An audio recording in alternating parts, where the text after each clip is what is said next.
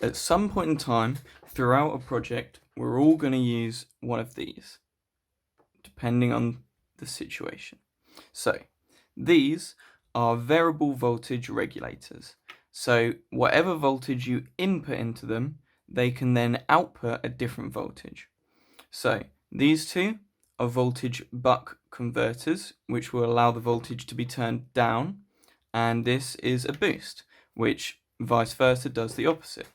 So the similarities with all of these is that they use potentiometers to control this output voltage, regardless of the input voltage. So the problem with using these potentiometers is usually when we're doing a project, we just want a certain voltage out. For example, 3.3 volts, 5 volts, 9 volts, 12 volts, any constant voltage that we need. And the issue with these small potentiometers is that they're cheap, so they're gonna be out of tolerance and change tolerances over time depending on age, but B, they can be adjusted very easily and almost too easily. Say we're doing a controlled car or a robot or anything like that, it's very easy for these to change. And if these are changed, there's a high chance that you're going to damage the electronics that come after them. So, in order to resolve this issue, my argument is that when we know we're going to use a specific voltage, say for argument's sake 5 volts, when we know we're going to use 5 volts after it, and regardless of what voltage is pumped in, it's always going to output what that potentiometer is set to, we should just take that potentiometer out and replace it with a fixed resistor. So, obviously, tolerances are going to be different depending on any regulator, any model, any chip built in. So for that, we're going to need to test what voltage is actually coming out to determine which resistor we need. So for this, I'm going to do a demonstration.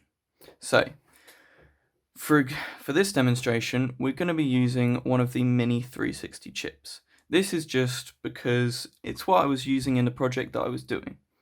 So we're going to move all of these out the way, and you can see this is the potentiometer, a very small one, and looks like a very, very cheap one.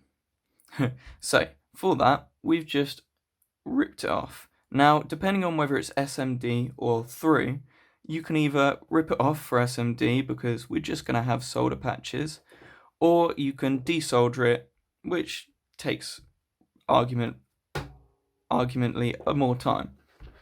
But for this example, we're just going to use one of these. So here we can see that it's the potentiometer will read between this point and that point. So for this, I've just got a 12 volt Xbox power supply and my multimeter. The power supply going in and the multimeter on the output. So to start off, we're going to turn on the power supply. The fan is slightly noticeable, but my voice should overpower it quite easily. So immediately we can see that we've got our 12 volts out.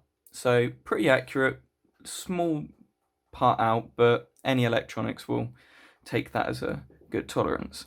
So the demonstration is just going to simply consist of me going through each of the values that I think may have the voltage I want in it to output, and then jotting them down, noting them down, maybe for later use, depending on which voltage I'm going to use in any other projects that use this chip. So the idea is that, say I come to a conclusion of which voltage that comes out at and which voltage that comes out at, regardless of whether I'm going to use either of those, I then know that if I want a voltage in between them, I'm looking at that range. So then you can look through each of the resistors that you want through that range to find the optimum voltage that you want. So for my situation, I want 5 volts. So we're first just going to go through the 10K and see which voltage it ends up being out in the multimeter. So this shows up about 1.68. So that's way too low for what I want. But I then can add it to my notes to then use later on. So for a 30k, we're outputting, what was that, 2.8?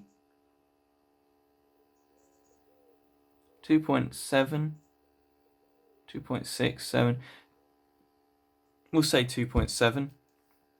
So now we know if we wanted a voltage between those, we're then looking at that range for the resistor. So we can then go on to 47.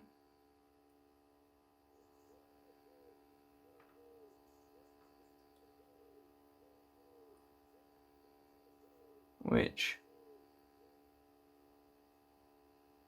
is about 5.5.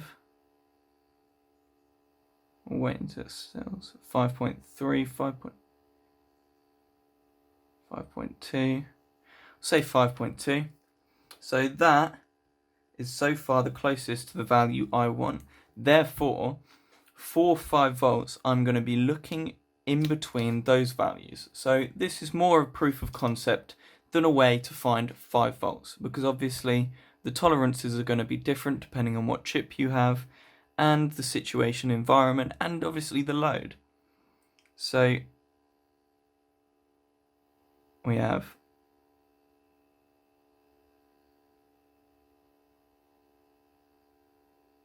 6.12. So we know that the final 5 volts, we're not going to be looking between these two values. We're going to be looking 9.8. So we can easily see that we have a good pattern. So say you want a 9 volt, we know we're going to be looking between 100k and 220k.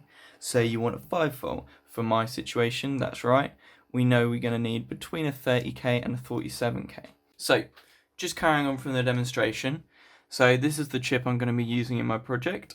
So I said I wanted 5 volts. 5.1 is fine because it's inside the tolerance of the accepting voltage of the components. That'll be fine.